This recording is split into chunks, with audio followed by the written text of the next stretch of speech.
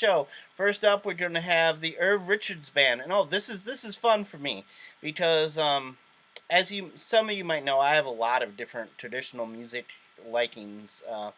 One of the bands I play in, the St. Paul Mudsteppers, we play a lot of old string band music from down in Mississippi from the olden days, and um, one of my good buddies had been in the bands with me for a long time. His name's Matt.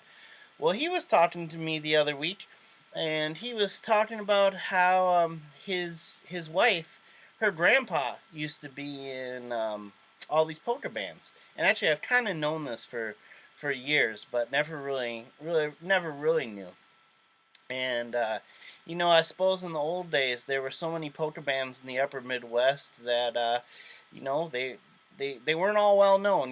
They'd play for their local bars and local functions, community functions, stuff like that. And a lot of them didn't make it to the internet or anything like that. So anyways, my bandmate's wife, her grandpa was this polka band leader, and his stage name ended up being Irv Richards, and he was in the Irv Richards Band up in Milwaukee. And Matt sent along this great letter, or this great notes from his wife's uncle talking about Irv.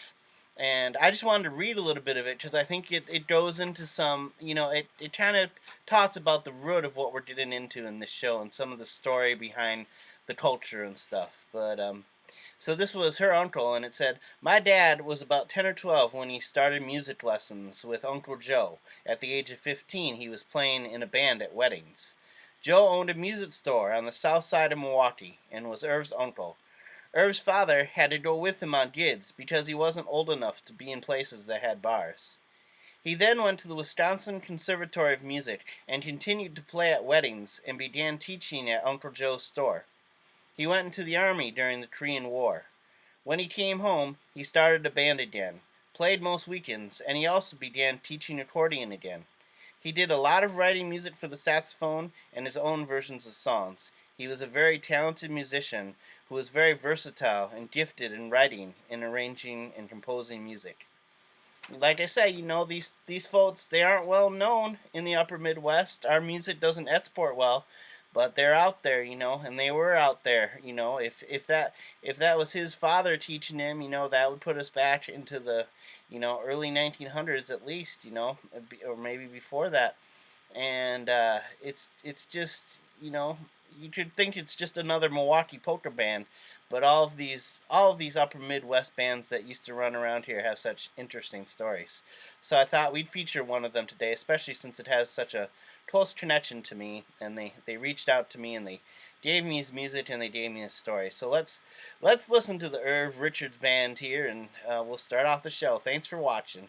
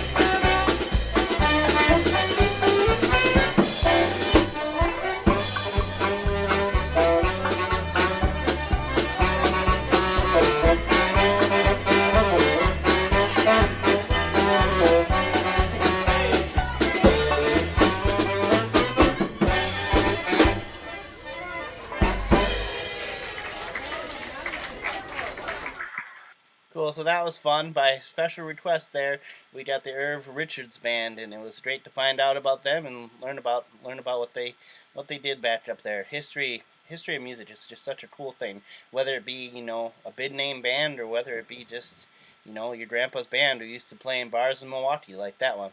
Uh, this segment, I should mention, this first part of the show all has a general theme, which is live music. All of these recordings in the first part of this show are live recordings. Next up, we're gonna go to Bruton, Minnesota, to Elmo Wick. Elmo Wick we've covered before. He was one of the ones who helped start the Minnesota State Fiddle Association, and we're gonna hear all about Elmo later when we talk to Mary Pat in Mary Pat's interview. But I thought I'd pull out Elmo playing live in Spicer here.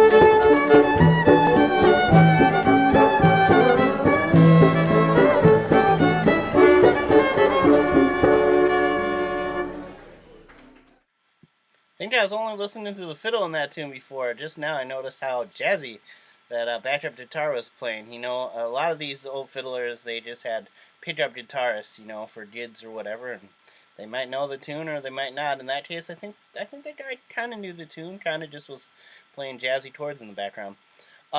Next up, we're gonna go to Drummond Township, Wisconsin, and we're gonna visit Leonard Finseth. Actually, this is live, so Leonard wasn't in his home in Drummond Township. He was down at the Decorah Folk Festival. We played one other video from Leonard down at Decorah a couple weeks ago, but there's more good video, so I thought I'd bust it out. This one is of a great tune called Pig Squeal Schottish, and you'll see why it's named Pig Squeal Schottish very quickly into this video here. Leave that and go. That was played a pig squeal Schottish.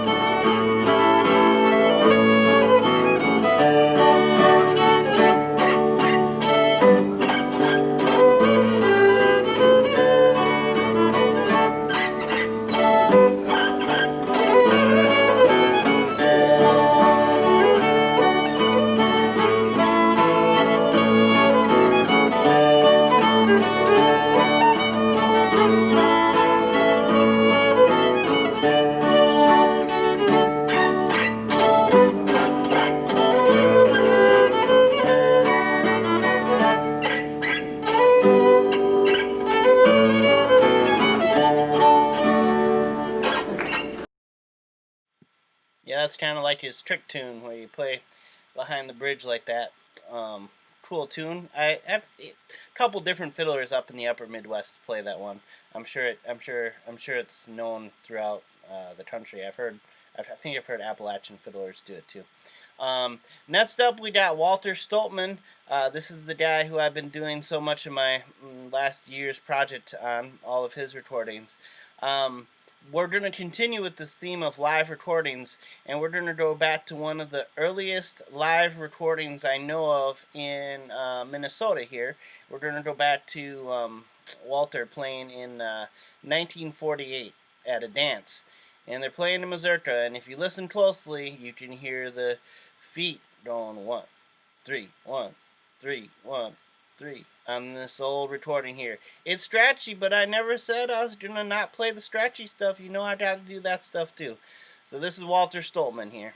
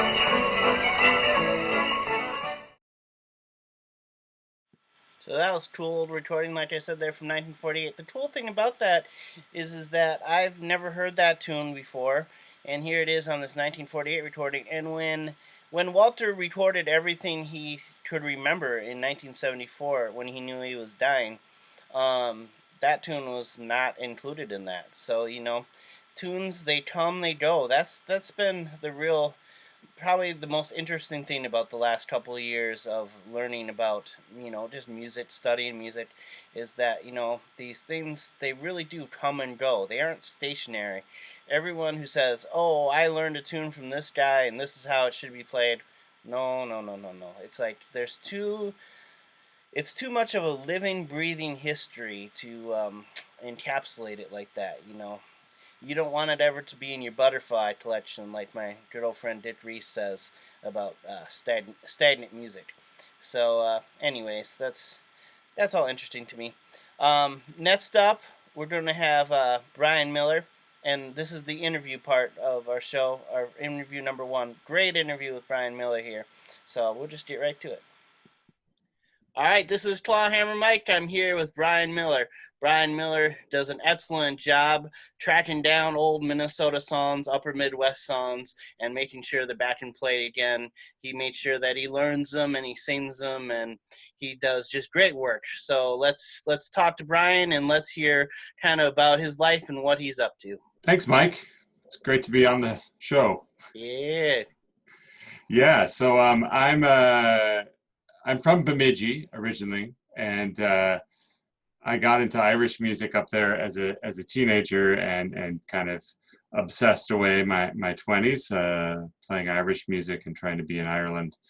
And so how I got into traditional songs from Minnesota was, I think, just sort of like, I don't know, maybe it's the same for you, Mike, but for me, it was like kind of cultural homesickness, maybe for where I came from, or maybe just feeling like a sham that I was into Irish music. I wasn't from Exactly. Ireland. That's the But vibe.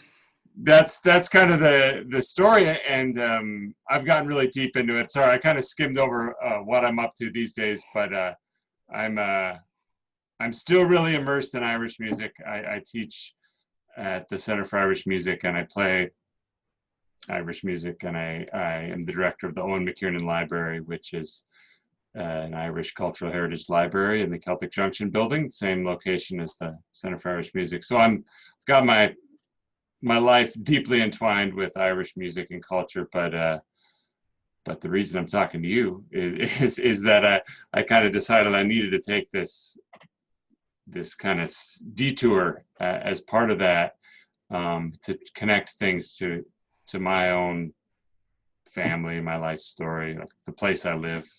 That seems it feels really more meaningful to have that connection rather than to not seek it, I guess, for me.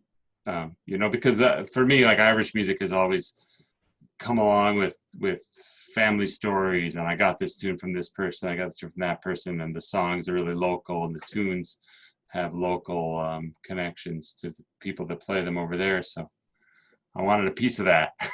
Yeah. I wanted to feel that way about the music I was playing. I wanted to feel like it was it had local connections, I guess. Yeah, so what's making those connections for you? What's having those feelings come home? Maybe go into that a little bit more. It's about the people, I guess, for me. And I was just saying this to somebody. Like, I majored in music in college, and I get into music all the time just for the sake of music, and I'm fascinated by how the notes move around and the chords and all that stuff. But at some point I realized that wasn't enough for me, and why I like traditional music is because of the stories and the personal connections. So that's what I went looking for when I went looking for Minnesota music. I didn't want to just tick off boxes that, hey, this song used to be sung here, great, that's one of my songs now. I wanted to kind of get to know as best as possible the people that I was taking the music from, or getting the music from. So yeah, so it gets deeper and more meaningful for me through doing research and through meeting people. Really similar to a lot of the stuff you've done, I think. But when I really got into the research of particular singers and particular fiddle players and particular communities, and even if it was a long time ago, just finding out what daily life was like, finding out what function the music might have served, and that's when it really started to feel really personal and special to be doing this kind of thing. Yes, I mean, I love going to a Brian Miller show. I was at one last year, and you had the whole multimedia thing going. You're talking about the songs in between songs. Some people say, "Oh, they don't say this about you, but they say in general, oh, just shut up and play music, whatever." But I Yeah, know that those there, and myself very much included, appreciate, like seeing the pictures, hearing the stories, and then the tune being presented. Man, yeah. I just think that's great, but that's probably because me and you are nerds about this kind of stuff, and that's what we like. So, Yeah, yeah. well, why don't you get into specifically some of the singers who you've been really enthralled with, and tell us a little bit about your further work in that. Yeah, so I should mention the name of a singer that's currently active out on the East Coast, named Judy Cook. Judy came to town to sing at the Traditional Singers Club, which is a very sporadic concert series and regular singing session that I help run, or I do run, I guess. And she introduced me to the whole idea that there were source singers that lived in Minnesota that sang songs that had connections to Ireland. So She gave me, I've got it right here. I've got the old edition, or one of the older editions of Franz Rickaby's book, and then the newer edition put out by the incredible Jim Leary. Mm-hmm. So Judy introduced me to the work of Franz Rickaby that collected songs in Minnesota and Wisconsin and North Dakota and Northern Michigan in the 20s and even late teens. And that was fascinating to me. And of course, I was drawn to the Minnesota singers that are in the book. And the singer that gave the most songs to Rickaby in Minnesota was a guy named Michael Dean, who lived in Virginia, Minnesota. So that led me to want to know more about Michael Dean. And it turns out, I've just got all my props here today, don't I? Nice job. Michael Dean self-published his own very fragile, I'm keeping it on this piece of cardboard. He self-published his own book of songs in 1922, 166 songs, most of which are recognizably Irish in some way. And so I got really fascinated with this guy, Michael Dean, because he was an informant for Rickaby. So we had these transcriptions of him. And then we had his book, which is just words, just the words of the song. So I got really fascinated with him. And that was really my first experience doing heavy duty research and going around to little historical societies and big historical societies like the Minnesota Historical Society, and writing emails to people and cold calling people and trying to go to places like the Library of Congress and trying to learn more about this guy. And it ended up, I kind of hit some home runs just by dumb luck. And I learned a lot about his life, and I found other transcriptions of him singing that Rickaby had made. And then the real jackpot was finding actual recordings of him that ended up to be hiding in the vault at the Library of Congress, sort of unlabeled. So that was just, the whole thing was amazing. So you didn't know it going into it that there was those recordings out there? No, not at all. That's amazing. I never picked up that part of the story in talking with you. That's so cool.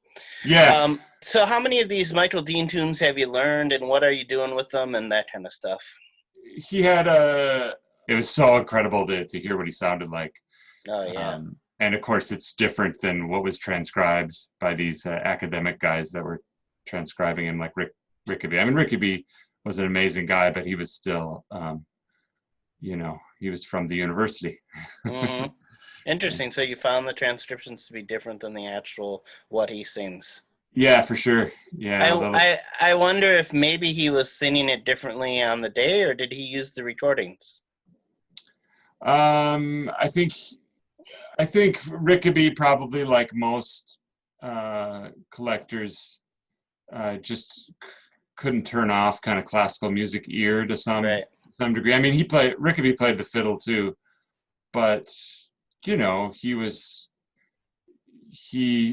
a professor at UND in Grand Forks, and he was like a caddy before that at a country club, and he just was, he hung in kind of different circles. Mike Dean was a laborer and a bartender. And so there's things like the sixth, just to be a music nerd about it, the sixth scale degree, like the song that I'll sing as part of this interview today, The Falling of the Pine. Rickaby had it. All you men no wanting of courage, bold, undaunted, with this kind of schwanky low sixth scale degree, which like you would never really do as a traditional singer in Ireland anyway. And that's not what Dean sings on the recording. He goes, courage, bold, undaunted, which is a little bit more kind of modal, normal melody. Yeah, I was bringing that up because I know that, like, sometimes when we're talking about transcriptions with old-time fiddle players, we get a different transcription going on that they did in their 20s to when they're 50s. Tunes are living, breathing things that sometimes change, so that's why I asked that question. Oh, for sure. And Dean was that kind of singer too, Unfortunately, when Robert Winslow Gordon made the recordings of him, he was conserving space on his tape, so he only took the first two verses of most songs. But the songs that he did record, like there's a couple songs he recorded more, or he recorded kind of two versions, and there's quite a bit of change. So um, there's the fiddle tradition where people maybe change over time or change just on the day and the moment. Mm-hmm. And then the vocal tradition, it's really cool because people would sometimes change as they went through just that one performance. You sing the same melody for every verse, and people would play with it or use the melody in different ways to say different words. Yeah, for sure. All right. Well, without further ado, what song are we listening to today that you're singing? So this is that song I just mentioned, "The Falling of the Pine," and as sung more or less by Michael Cassius Dean of Virginia, Minnesota, Hinckley, Minnesota, Pine City. He lived a bunch of places here. Great. All right, so that was our interview with Brian Miller. And that last 2 minutes we kind of got nerdy a little bit, but it's not a bad thing, especially when it connects up with the stuff that I was talking about earlier about how it really is a living, breathing tradition, that should never be stagnant, and especially with the fact that much of this music in the upper Midwest was dormant for so long. It's really our job to make sure that it's living and breathing. That's basically what folks like Brian Miller put their life's work into, is making sure that it is, and I appreciate the heck out of that guy. So we're going to listen to Brian sing this great song here. I'm so glad that we got this for you right now. So let's hear Brian. All right, this is Clawhammer Mike. Come, all you men wanting of courage bold undaunted, repair unto the shanties before your youth's decline. The spectators they will ponder and gaze on you with wonder, for your noise exceeds the thunder at the falling of the pine. While the shanty is our station, lumbering our occupation, each man has his vocation, some to score and some to line. Oh, it's 9 foot on the block, we will bust at every knock, and the wolves and bears will shock at the falling of the pine. When the day it is a-breaking, from our slumbers we're awakened, and breakfast being over, our axes we do grind. Through the woods we do advance, where our axes sharp do glance, and like brothers we'll commence for to fall the stately pine. Yes, it's through the woods we go, through the cold and stormy snow, and it's there we labor gaily, till bright Phoebus does not shine. Then the shanties we'll go in, and our songs of love we'll sing. We will make the valleys ring with the falling of the pine. When the weather it gets colder, like lions we get bolder, and while this forms grief for others, it is but the least of mine. For the frost and snow so keen, it can never keep us in. It can never keep us in from the falling of the pine. When the snow it is diminished, our shanty work is finished, and banished are we, but for a little time. Yes, far away we're scattered, just until the booms are gathered. Just until the booms are gathered into handsome rafts of pine. Then when we get to Quebec, boys, you know we won't forget, and our whistles we will wet with some brandy and good wine. With fair maidens we will boast, till our money is all used, and me boys will ne'er refuse to go back and fall the pine. Well, that was Brian Miller there. Great stuff. Yeah, such a treasure to have him in the neighborhood and on the show. So next up, we're going to go up northwestern Minnesota. Last time I played Jim Smith, I got a bunch of comments from the Norway folks about how much they liked his accordion playing. I had 3 different Norway folks comment on it privately to me. So I just kind of found that was interesting. And Jim Smith is a guy who no one really knows about, but he played with my buddy Hillary Stoltman up in Thief River Falls, Minnesota. And I had heard various things from various different folks up there that he was the best accordion player in the area. And then I've told the story before, but eventually going through Hillary's tapes, I found this tape of Jim's playing. And this one that we're going to play here, my Upper Midwest Folk Fiddlers, we do play this tune, and we just call it Jim Smith's Waltz. And it's a great tune. I don't know what its actual name is, but that's what we call it.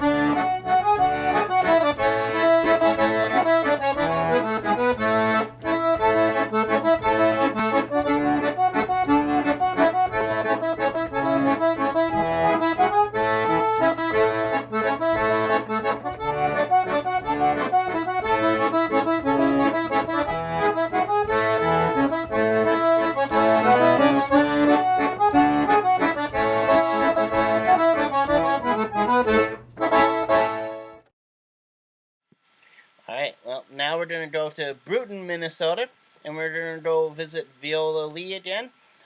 We've played a couple different Viola Lee tunes. She was a great accordion player. Like the story goes, people say that she could play accordion just like the fiddlers used to play the tunes, and that's why everybody wanted to play with her up in the area. And she just passed away a couple of years ago at the age of 100 and something, 101 or 2 or something like that. And so we're gonna play a little bit of her song here, and that's gonna lead us eventually after that into the interview with Mary Pat Cleveland, and we're gonna be talking about one of the subjects that eventually comes up in our interview is women in the Upper Midwest traditional music, and their under representation in the old source recordings and unfortunately the old stories too. So, but we got Viola here, and she's doing a great number here. All of her numbers are great, man, and she knows all the tunes that hotbed of fiddling up there in Bruton, Minnesota. She knows all the tunes that those old timers used to play. So we're gonna listen to her now.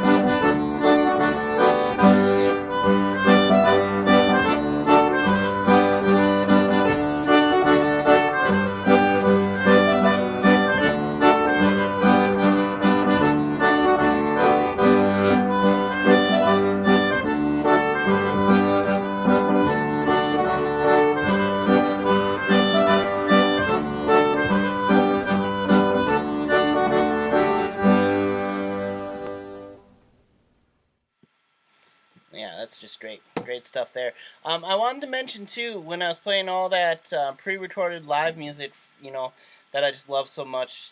They're home recordings in a sense, but they just were made out in the field by family members or whatever. And if you know of any, I've never really said this before, but if you know of any music in the upper Midwest that might be hanging out in the back of a barn or in somebody's basement, old tapes, those old tapes don't live forever. Definitely get in touch with me. If you have some old fiddler's music, maybe your great uncle was a fiddler and he's got somehow a family member has tapes for sure. Get a hold of me because we're interested in preserving all that stuff. So you can definitely email me minnesotafiddle@yahoo.com or just get in touch with me on Facebook if you want to. So next up, we're gonna go to our second interview of the day, and we're gonna interview Mary Pat Cleveland. All right, so this is Clawhammer Mike here with Mary Pat Cleveland. She's down in what's that town that you're in again? Cannon Falls, Cannon Minnesota. Falls, Minnesota. How can I forget that? And she's been a longtime president of the Minnesota State Fiddle Association, and maybe she's a lifer. We were just talking about it. You never do know. Anyways, the Minnesota State Fiddle Association does lots of great work promoting both Minnesota fiddle history and also doing great contests in the area. And those contests are where a lot of us meet and gather and always have been. They still grow strong in Appalachia, but they're not as strong and prolific up here. But organizations like hers help. And then of course she's doing all kinds of side projects on the side which are not related to the association, which we'll hear about today too. But it's great to have you, Mary Pat. And why don't you just start off talking about a little bit about your background and also your what you do for the Minnesota State Fiddle Association. Sure. So I was a classically trained fiddle player. Trained violinist, graduated from college with a music degree and went and got a job in something else, like many people with music degrees. I then ended up, about 15 years ago, ended up in Nebraska, where I learned about fiddling. So joined a group there and kind of got my basics, then moved to Minnesota. I think it's been maybe about 11 years now. And joined up with the Minnesota State Fiddle Association and decided we needed some more jams. So I kind of got some jams and stuff going and learned more about the upper Midwest fiddle styles. So I've been learning tunes. So just been taking the skills I learned back as a kid and adapting those to more of the traditional fiddle styles. What do you think has been some of your best experiences as far as the association goes, leading the association or the work you've done? Maybe specifically to also talk about your work with the Elmo Wick Project. Yeah, I think the two things that I'm probably the most proud of is starting the Slow Jammers. I was quite amazed with how many fiddlers would show up when when you plan it, they will come. So we have a fairly reasonable, and that's been a group that's just developed friendships, developed relationships, worked on studying different tunes, sharing information, and has become quite a community of fiddlers in the area. And you mentioned Elmer Wick Project. That's another one too. When I ended up as president, having someone clean out their basement and hand me these 2 cases of sheet music saying, "Here you go." Went through it and realized that there were some real treasures in there as far as music, and we're continuing to work on getting those transcribed and getting those out there. So that was quite the find, and that's been an effort that I've really enjoyed as well. What is the mission behind the Elmo Wick project? What exactly are you guys hoping to do with that project? I've been really inspired by it myself, and just wondering if you could go into detail about that a little bit. Sure. Elmo Wick was a fiddler. He started the Minnesota State Fiddle Association, and he was a fiddler that grew up in the Wilmer area. He learned tunes from his dad, from his grandpa, from his neighbors, and collected tunes. He taught himself how to write music so that he could write them all down, because he was really afraid that this tradition would not get passed on. He thought that we would just lose everything. So that's the collection that I ended up with. We have then transcribed them, corrected some of, Elmo's, he was a novice at notation, so we've had to kind of correct and kind of think about what was he really trying to get at, what did he have in his head that didn't necessarily come down in paper correctly. We've then had fiddlers who've learned those tunes, and we've been recording them. So we actually put out a printed tune book. We're now in the process of taking some of the tunes that didn't make it into the first tune book, and Walter Sigtermans is going through, and he's put all these tunes out. We've got people volunteering to learn them, to go through the transcriptions, make some corrections, and then we're gradually getting videos and corrected sheet music up on our website so that people can continue to learn some of these really great gems coming from central Minnesota, and are representative of a great history of our state. Yeah, that it is awesome work, and I know that this isn't your only iron in the fire as far as it goes. So there's some great stuff going on else that you're doing, and why don't you get into some of that?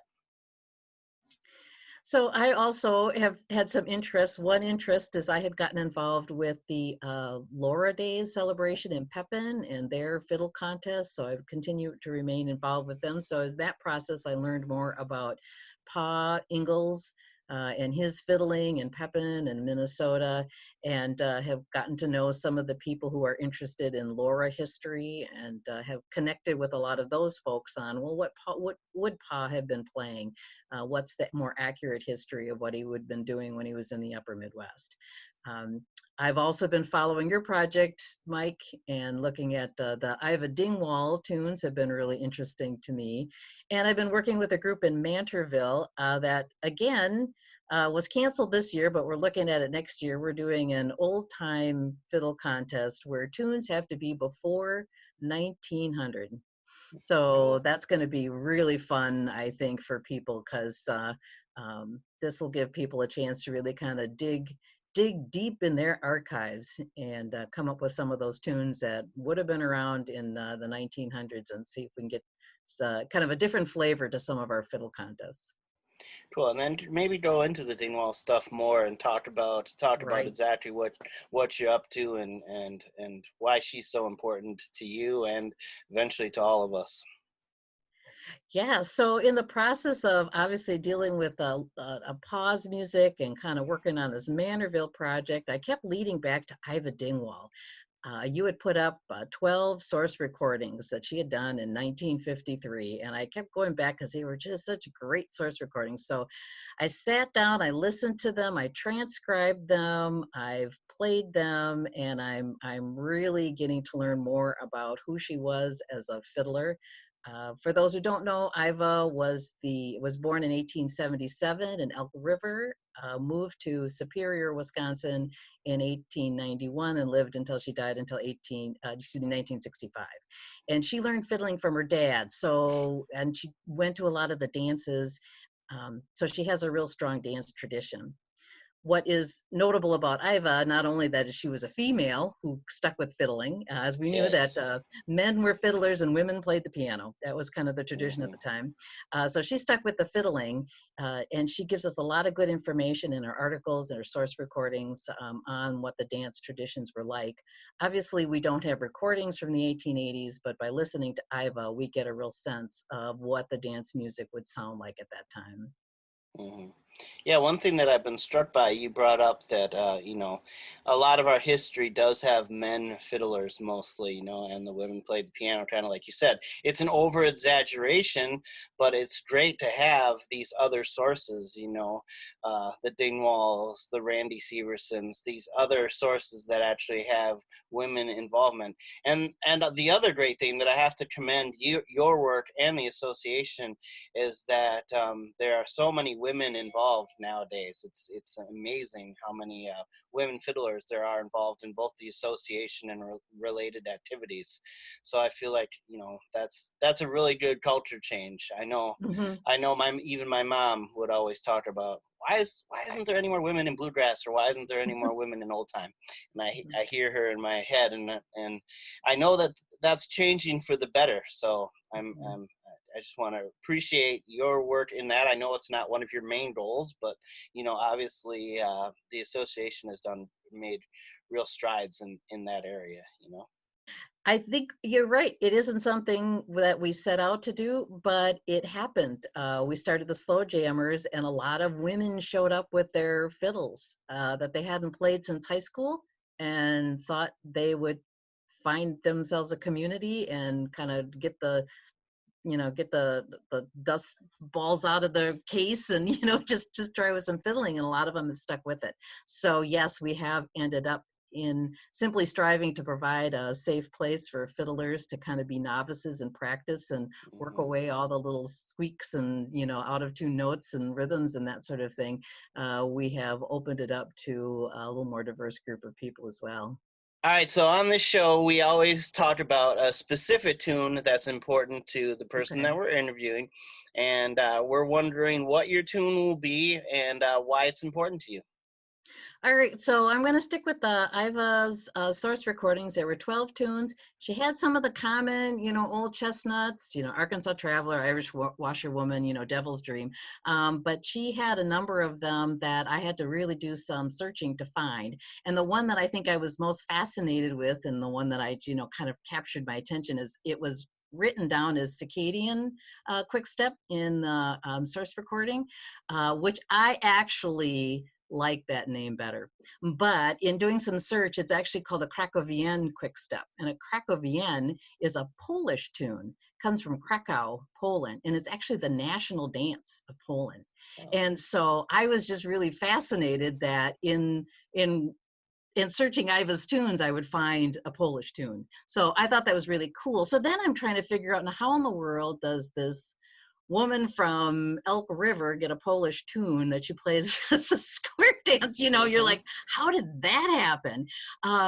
In my other research, I ran across a collection of tunes called the Howe's Musician's Companion and the Howe's Musician's Omnibus, published between 1850 and 1863.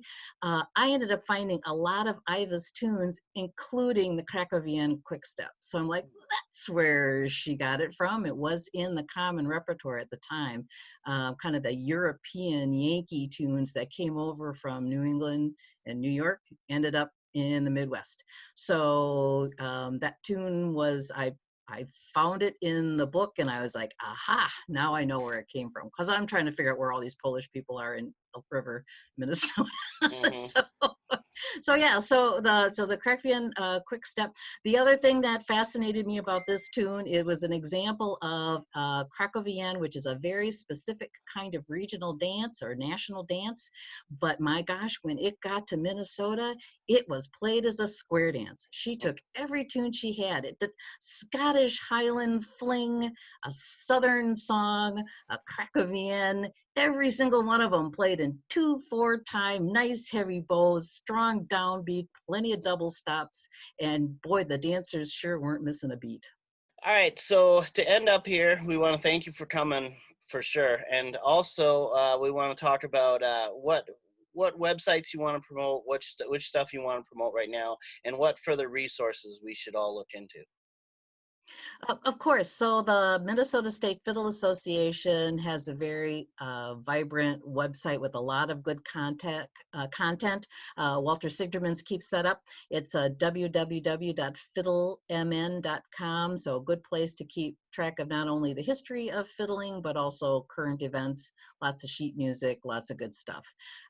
We've obviously, with COVID, we've been going online. So we have our online tune learning sessions. We have a lot of Elmo Wick music. So we're just putting a lot more stuff up on YouTube and online. So hopefully people still have chances to work on their tunes, even if we're not getting together.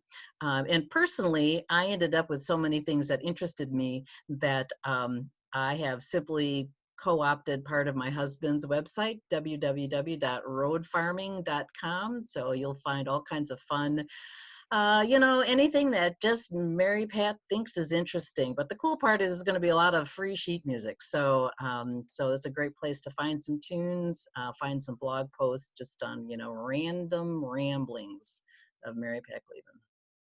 And how upper Midwest is that you go to www.roadfarming.com and you get fiddle music, I mean, you can't get any more upper Midwest than that right there. Absolutely. So, absolutely. All right. Well, thank you again, Mary Pat, for being with us. It's a real pleasure that you've put in such great work in both the organization and the community in general, helping to save upper Midwest fiddling. And I just want to say I really appreciate what you do. You betcha. You betcha.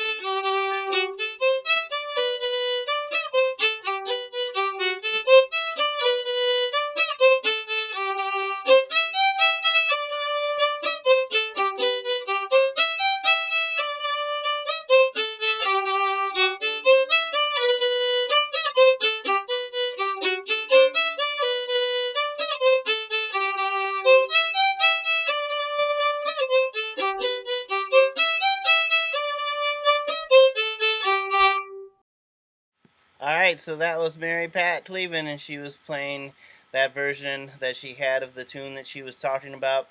And now we're going to hear Iva Dingwall play it, the old Strachey recording that we were talking about from way back in the day. It's primitive, so we wanted to make sure we had Mary Pat play a clear version, and then we're going to have this Iva Dingwall version right here.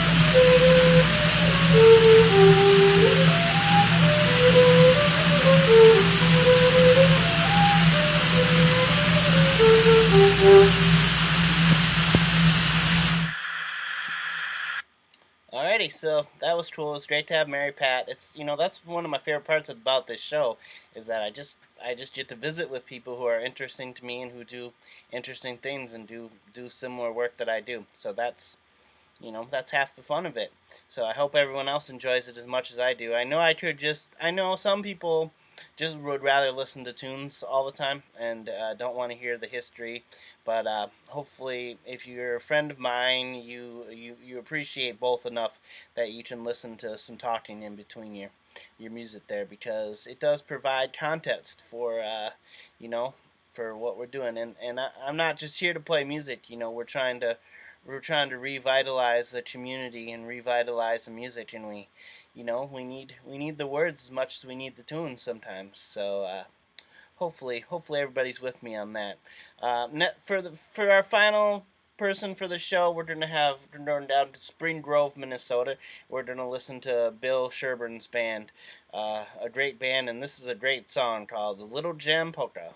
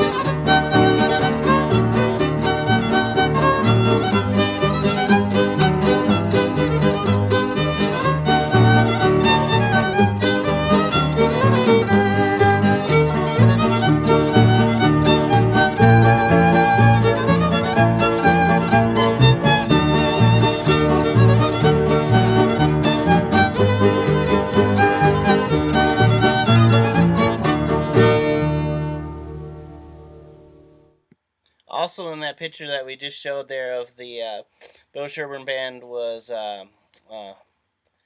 what's their names? Myrtle and Don Otis. I think I got that right.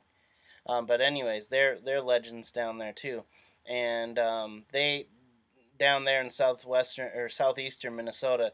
She played mandolin up until at least her 80s, and I want to say her 90s too. But anyways, thanks for listening to today's show. If you want to donate, it's up here. Leave me a tip at unarmedjournal at paypal.com. I'm sorry, unarmedjournal at hotmail.com is my PayPal, and at Clawhammer Mike is my Venmo. I appreciate the folks who listen every week. Hopefully, we'll be back to hanging out and playing music together soon. But until then, it's been fun to kind of listen to the music and talk about history a little bit too, which is two of my favorite subjects. So thank you for watching, and maybe we'll see you next week. I never know if I'm going to keep doing it, but I know I got a couple more interviews lined up that are pretty exciting, so probably will end up doing it. Thank y'all. See y'all later.